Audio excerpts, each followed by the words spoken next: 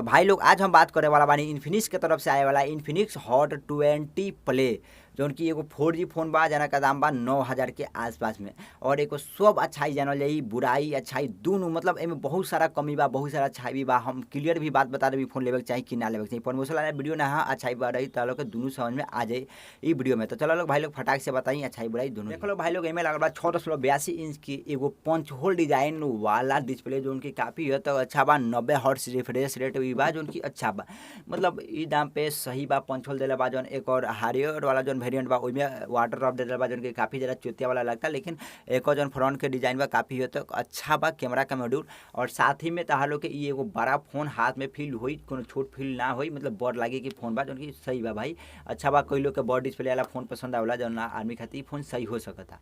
देख लो भाई लोग इमें तालो के 6000 mAh के बैटरी के साथ ही 18 वाट के फास्ट चार्जर देखे के मिल जाई जौन की सही बा। एक बार तालो के फोन के चार्ज करे में 2 घंटा तक समय लग जाई। एक बार फोन चार्ज हुई तो 10 घंटा तक बैटरी बैकअप दे दी, नॉर्मल यूज पर गेमिंग पे 3 से 4 घंटा के दे दी तो सही बा। लेकिन इन्फिनिक्स में एक प्रॉब्लम आवेला, चार्जिंग प्रॉब्लम जौन की हमनी के देनी चार्जिंग ओकर जौन पिन होला उ खराब हो जाला 6 से 7 महीना में, जौन की दुकान में जाके फेंका देला बनने खातिर और बनत रहेला खराब होत रहेला। तो ई प्रॉब्लम आवेला टाइप सी वगैरह देला बा जौन की सही है बा। एमे लागल बा मीडियाटेक के हेलियो G37 वाला प्रोसेसर, जौन मीडियाटेक ई वाला प्रोसेसर बा जना में तू लोग बिल्कुल ही गेमिंग वगैरह नहीं खलो कर सकल, लूडो वगैरह खेल सकल, अपन नॉर्मल टास्किंग में कर सकता रहो, ब्राउजर हो जाए यूट्यूब वगैरह देख सकता रहो, लूडो और ई ना कि फ्री फायर मैच खाती या चाहे BGMI वगैरह खाती मत ले लो, डाउनलोड हो जाई, खेलबो करबो, लेकिन बहुत ज़्यादा लेग करे। इन्फिनिक्स में बहुत ज़्यादा लेग करेला यार, बहुत ज़्यादा लेग करेला, ई तालो के बात समझे के चाही।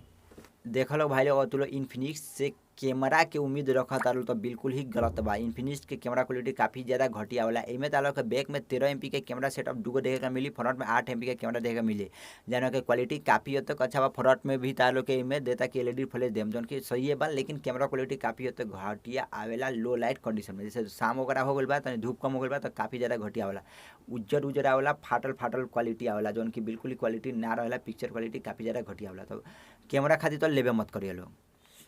देख लो भाई लोग, तालो के खाली एक एक वेरिएंट में देखे मिली 464 जौन की काफ़ी हद तक गलत बा। 128 GB स्टोरेज तो देवे के चाही कम से कम, जौन की नहीं देले ई कमी बा भाई। 128 GB एक देवे के चाही जौन की बिल्कुल ही सही रही। 128 GB 64 GB तो पता नहीं चला आजकल की कहाँ चल जाता, ये बिल्कुल ही गलत बा। आउट ऑफ बॉक्स एंड्रॉइड 12 पर तालो के देखे का मिल जाए, बैक में तालो के फिंगरप्रिंट देखे का मिल जाए जौन की अच्छा खासा उतना प्रदर्शन। देख लो भाई लोग, चलता नहीं अब फाइनल डिसीजन पर तालो के बात करे काहे से कि ज़्यादा घूस फिर बात करेला के कोनो मतलब नहीं बनल, ज़्यादा कुछ में दिलौ नहीं के। एक दाम बा 9,000 और 9,000 में मतलब कोनो खास ना कहें एगो 4G फोन है, 5G फोन बिल्कुल भी ना है, 4G फोन है।